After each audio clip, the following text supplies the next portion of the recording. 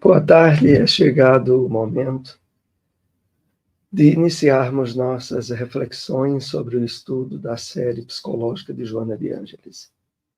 Estamos abordando o livro Jesus e a Atualidade. Hoje, a temática será o capítulo Jesus e Reencarnação. Mas, como de hábito, primeiramente, vamos fazer uma rápida reflexão numa mensagem do Espírito Emmanuel. Separamos aqui um parágrafo apenas da mensagem do livro O Evangelho Comentado por Emmanuel, Comentários às Cartas de Paulo, a passagem da segunda carta aos Coríntios, capítulo 4, versículo 7. Lembra-te de que os talentos da fé e o conhecimento superior, o dom de consolar e a capacidade de servir, não obstante laboriosamente conquistados por teu esforço, constitui bênçãos do Criador em teu coração de criatura. Vamos aqui fazer algumas ponderações sobre essa passagem de Emmanuel. Cada frase, às vezes, cada palavra que Emmanuel coloca tem um significado de importância tal que é preciso refletirmos bem a respeito. Lembra-te, ele se refere ao fato que nós podemos, no esforço de aquisição e da expressão de virtudes, envolvermos em aspectos de personalismo, distanciando-nos da ideal consciência de que todo bem, toda expressão de harmonia que apresentamos perante as leis divinas surgem das sementes que foram depositadas em nosso psiquismo face à nossa procedência divina. Na verdade, o maior esforço que fazemos na atualidade na aquisição das virtudes é devido aos nossos desvios das leis divinas, nos envolvendo com ações e atitudes ególatras, infelizes, e que causam agora uma série de dificuldades na sua superação e na aquisição das virtudes. Mas, quando de fato conseguimos adquirir a consciência de nossa procedência, todo bem que de fato apresentemos tem por origem primeira as sementes depositadas pelo Pai. E é por isso que Emmanuel coloca: lembra-te de que os talentos da fé, o conhecimento superior, o dom de consolar, a capacidade de servir, ou seja, lembra-te de que as virtudes que possas vir a expressar, não obstante laboriosamente conquistadas, e de fato, o trabalho, o labor que se expressa no nosso trabalho de aquisição das virtudes é grande, mas é grande devido aos impedimentos que nós mesmos criamos. E por isso Emmanuel diz: não obstante laboriosamente conquistado por teu esforço, constitui bênçãos do Criador, sementes depositadas em nosso psiquismo, em nosso coração de criatura. E é exatamente para que não percamos a essência da virtude maior, que é a humildade, a consciência de sermos aprendizes do Evangelho, dos ensinos do Cristo, de que não podemos esquecer e muito menos nos distanciar. Vamos então aos comentários do livro Jesus e a Atualidade, da série psicológica de Joana de Ângeles.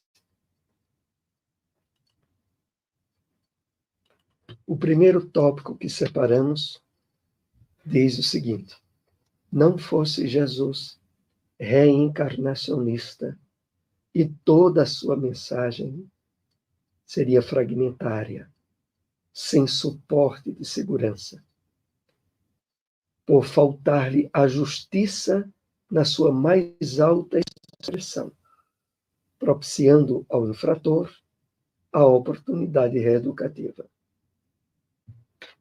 E aqui Joana começa para deixar bem claro o que ela vai desenvolver ao longo do capítulo, a ligação profunda entre o Evangelho do Cristo e a reencarnação. E isso é colocado de forma destacada, porque sem essa base proveniente do próprio alicerce das leis divinas, os ensinos, a mensagem do Cristo, quando ela diz seria fragmentária, é no sentido de que ficaria dividida, muitas vezes sem nexo determinada parte com outra.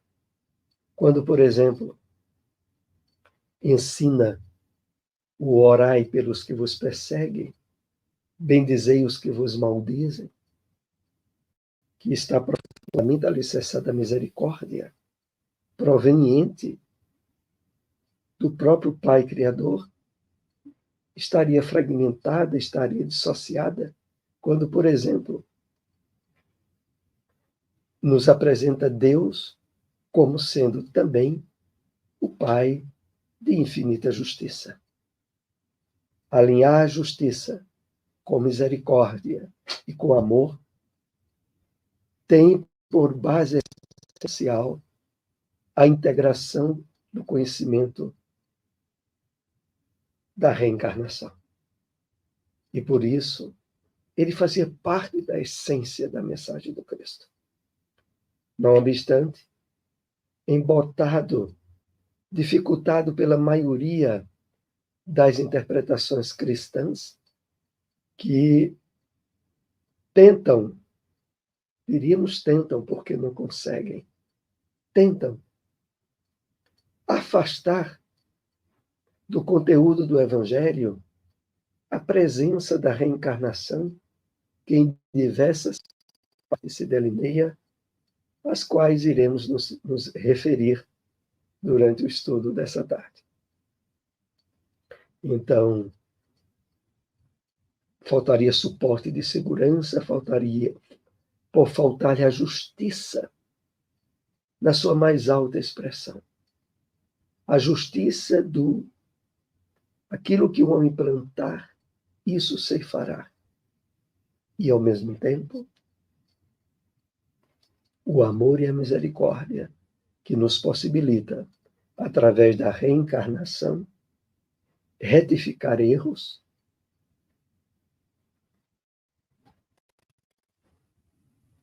regularizar distúrbios que tenhamos causado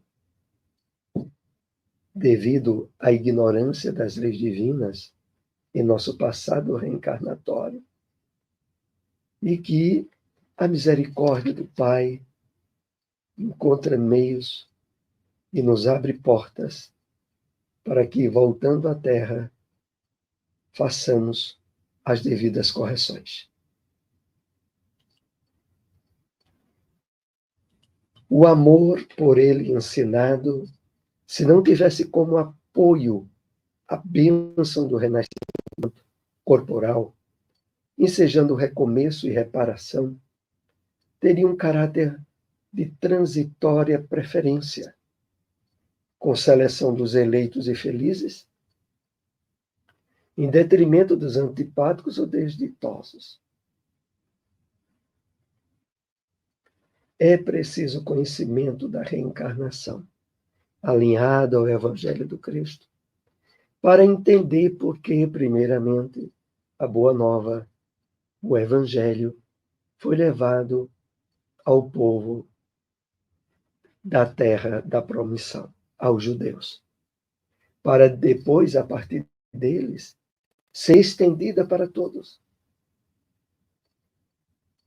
Perfeitamente compreensível ao entendermos que, pelos mecanismos da reencarnação, aquele povo detentor da crença do Deus único há muito tempo estavam mais habilitados a acolher inicialmente a mensagem da Boa Nova.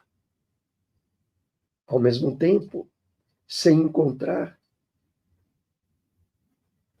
nessa escolha nenhum tipo de discriminação ou de repúdio aos demais povos, que necessariamente seriam alcançados à medida em que a palavra do Evangelho se difundisse. Então, é esses aspectos que Joana vai trabalhando conosco, para que fique bem claro, profundamente claro, que a sustentação dos ensinos do Evangelho e a proposta do entendimento da reencarnação, que a revelação espírita, cumprindo a promessa do Cristo, nos traz, tem por necessidade estarem profundamente alinhados, um apoiando o outro.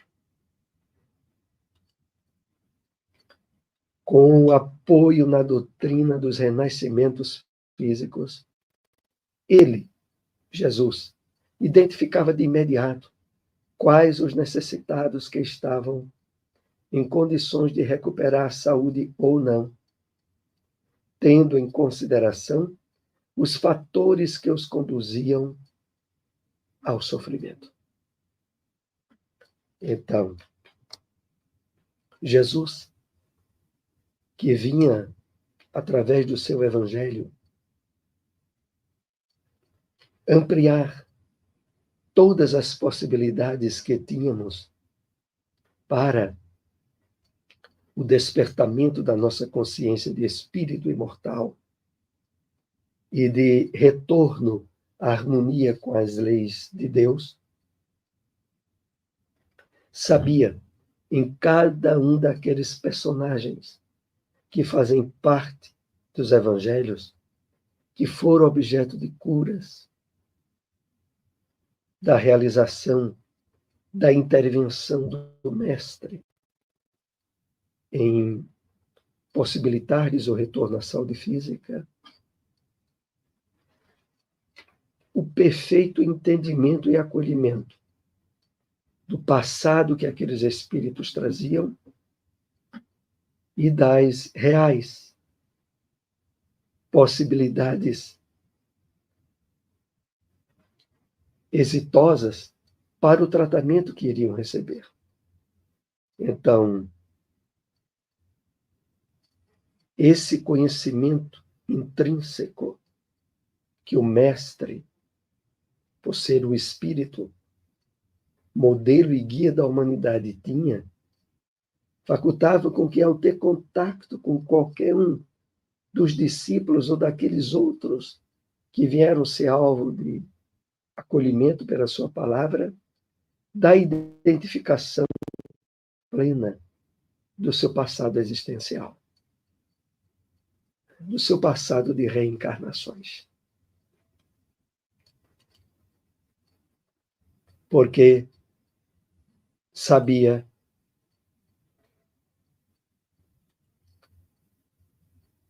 ser enfermo o espírito e não o corpo. Sempre se dirigia preferencialmente à individualidade e não à personalidade de que se revestia cada homem. E assim se delineia para nós a compreensão que o Cristo tinha ao estar em contato nas mais variadas situações com o aspecto mais íntimo da personalidade que cada um trazia, aspectos muitas vezes escondidos na máscara, na sombra do inconsciente, e que ficavam abertos à percepção do Mestre.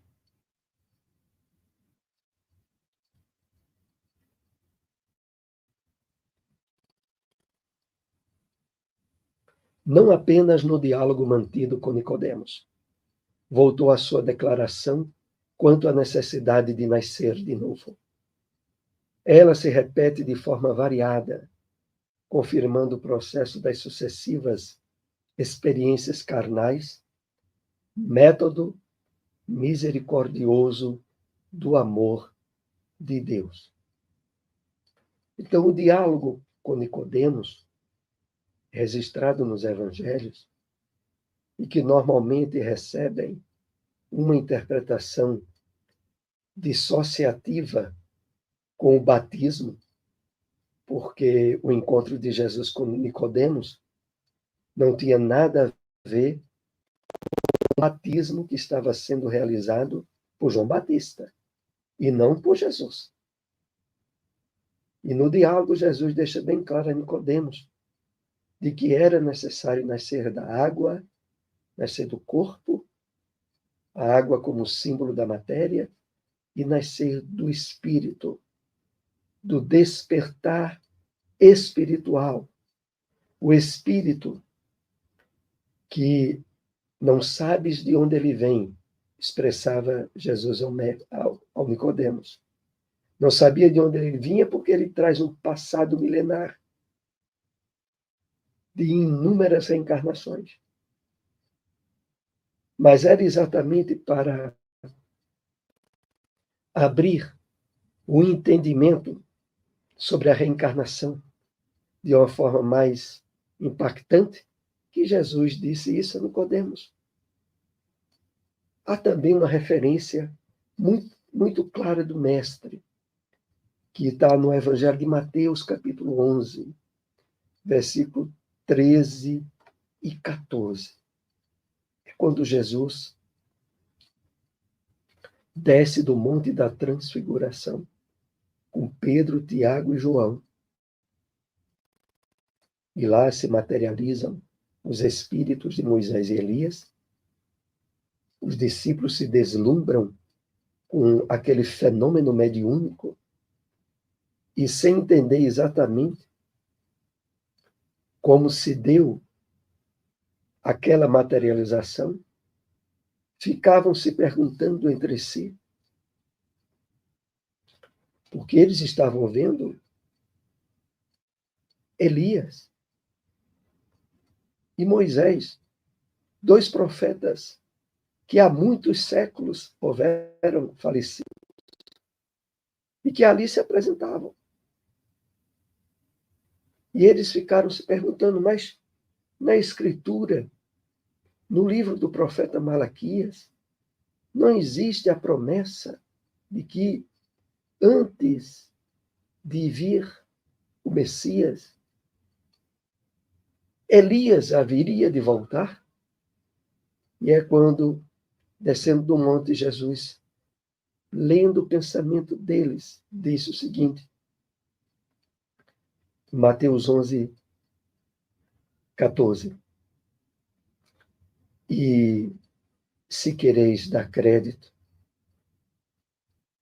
se referindo a João, é este o Elias que havia de vir. João Batista realiza na sua encarnação entre nós a exata personificação do espírito de Elias. E Jesus faz questão de deixar isso totalmente claro para aqueles discípulos. Havia uma referência implícita à reencarnação. E em várias outras oportunidades, os evangelhos também assinalam isso. Assinalam também quando na cura do cego de nascença, aonde perguntam a Jesus quem errou primeiro, foi ele ou os seus pais para que ele nascesse cego. Na própria pergunta, a referência à reencarnação.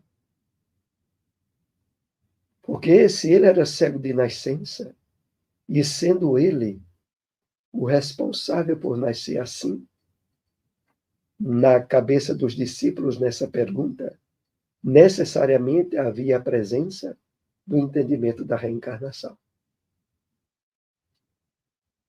Então é assim que nós vamos vendo ao longo do Evangelho a presença implícita do ensino da reencarnação, que na época certa e no tempo devido seria alvo não só de lembrança, mas de desenvolvimento, de elucidação mais planificada através do Consolador, que, como Jesus havia assinalado no Evangelho de João, viria não só lembrar os ensinos do Cristo, mas trazer ensinamentos novos, trazer esclarecimentos e detalhes que muitas vezes não é encontrado no Evangelho, mas é encontrado agora na revelação do Consolador, que é o Espiritismo.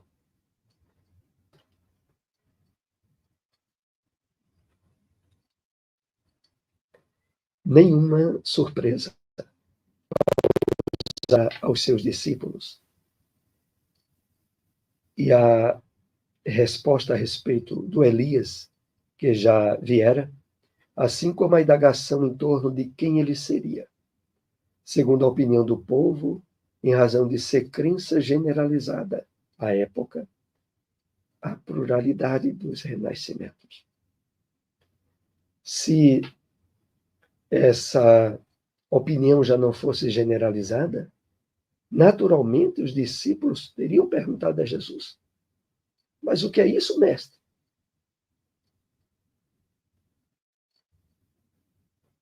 Está sendo dito a nós que ele é a reencarnação? Não houve perguntas e não houve dúvidas, porque o assunto já era opinião generalizada entre os seguidores do Cristo.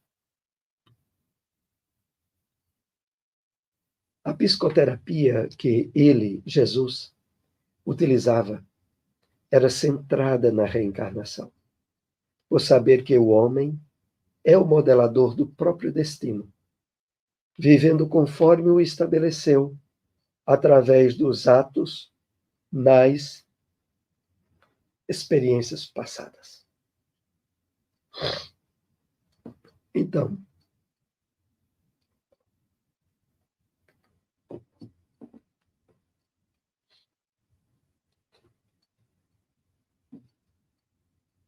a questão é essa, o ensinamento é esse.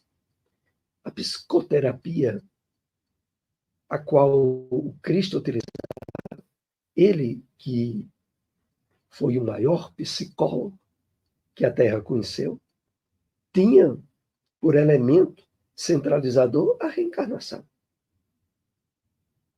Hoje nós vemos as aberturas que as terapias psicológicas associadas à regressão de memória, ao desenvolvimento de diversos aspectos de soluções para traumas profundos, cujas raízes não estão na infância atual do espírito, nem na sua fase gestativa, quando no processo junto à sua mãe, não. Só se encontram as causas e a solução ao usar determinadas técnicas hipnóticas que levam a abordagens que transcendem a personalidade atual.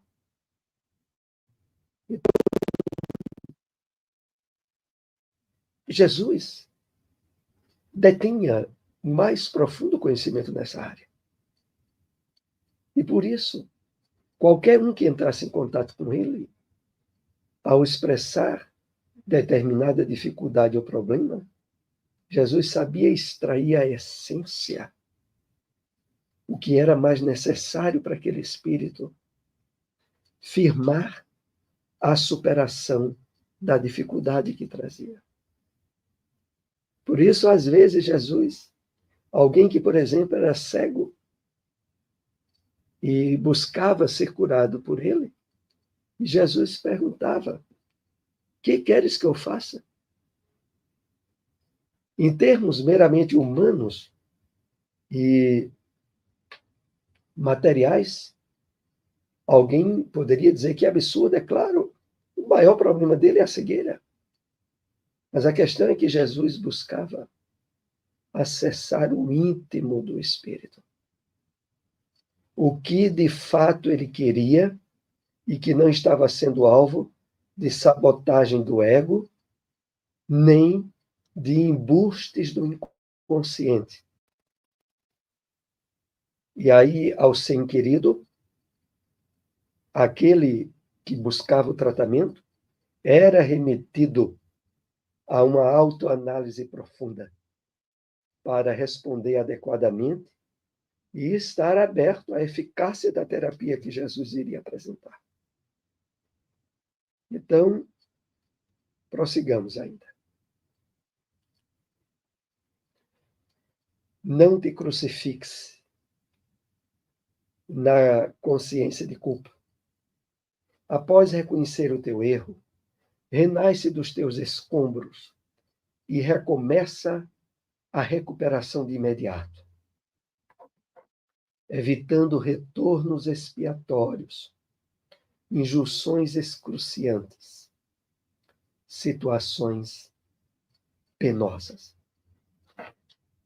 Vamos entender o destaque que demos a essa passagem no capítulo Jesus e reencarnação.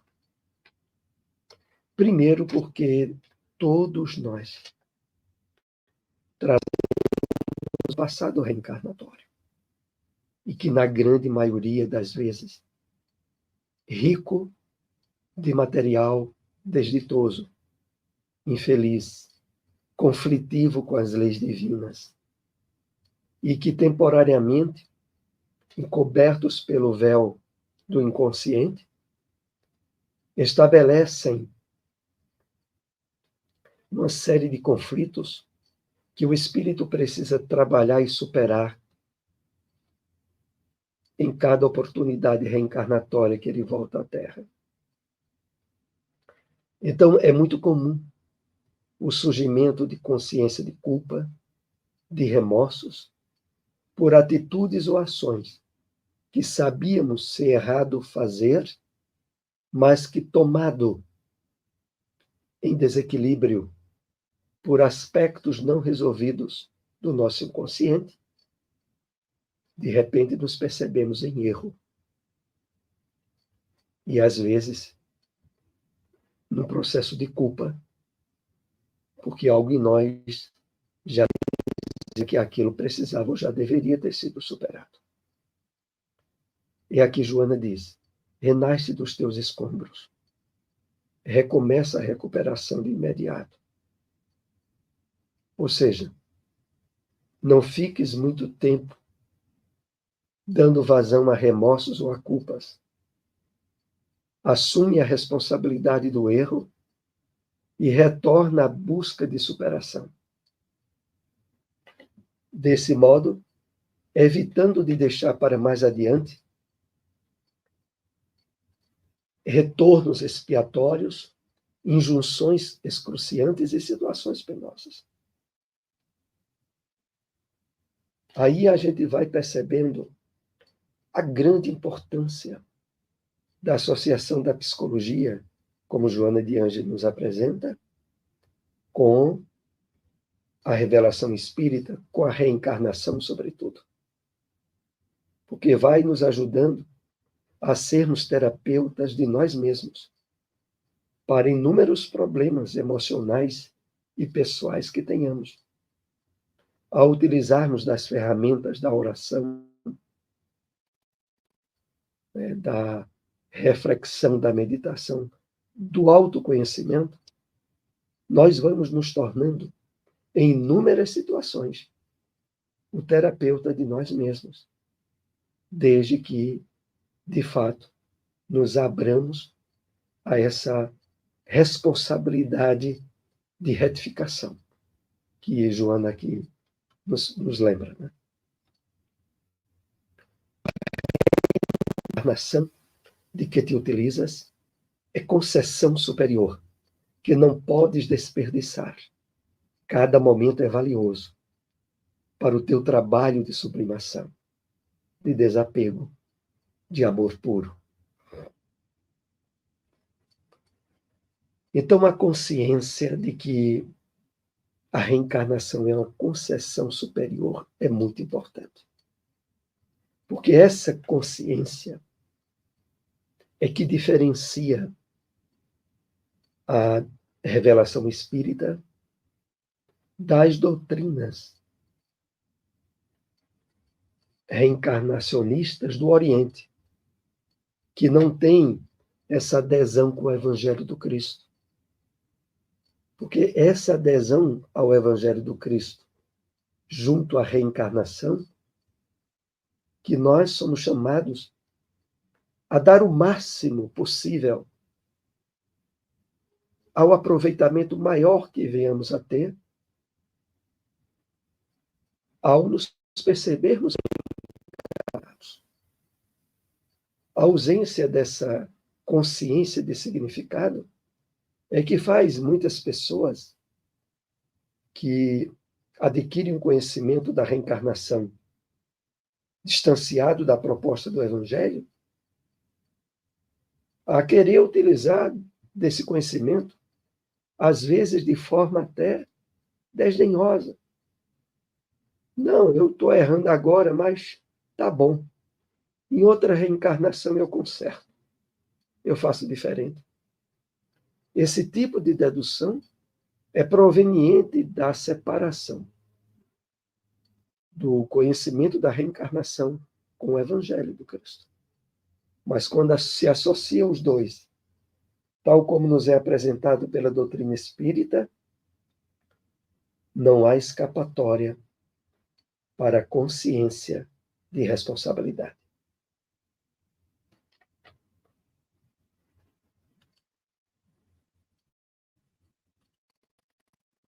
Abrevia os teus renascimentos, agindo corretamente, servindo sem cansaço, com alegria, porquanto para adentrares no reino dos céus, que se estende da consciência na direção do infinito, é necessário nascer de novo, conforme ele, Jesus, acentuou.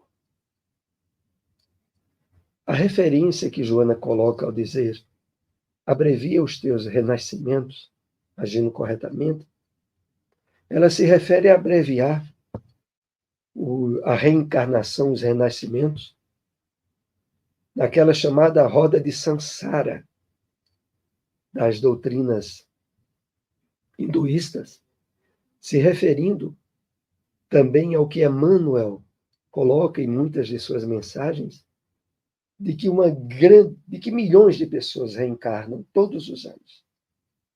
Reencarnam e desencarnam.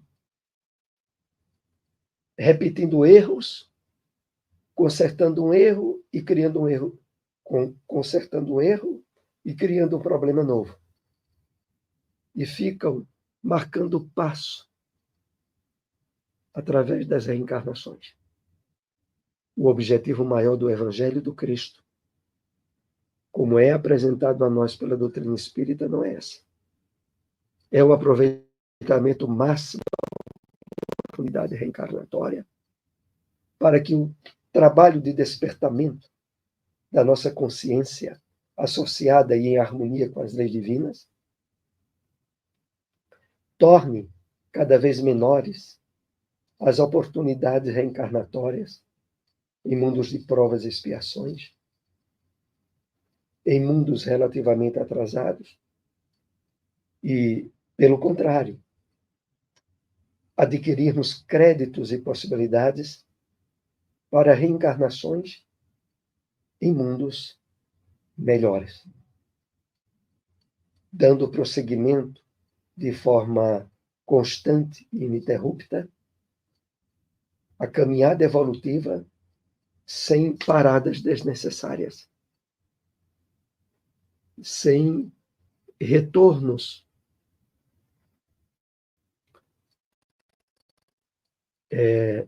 retornos inviáveis que não acrescentaram nada em termos de efetivo progresso para o espírito. É isso que ela se refere aqui. E ainda no texto, como diz, porquanto para adentrares o reino dos céus que se estende da consciência em direção ao infinito, é necessário nascer de novo, conforme ele acentuou. Aqui o nascer de novo que Joana coloca é uma referência implícita ao nascer de novo dentro da mesma reencarnação. O nascer de novo espiritual. O despertar da consciência de mortalidade, que faz com que os valores antigos, os desvios das leis divinas, tenham sido superados e o material dos erros tenha se convertido na aquisição de virtudes. Estamos assim chegando à conclusão do nosso estudo dessa tarde. Agradecemos a todos que tenham nos acompanhado. Se possível, compartilhem essas informações. Até o próximo estudo. Uma boa tarde a todos.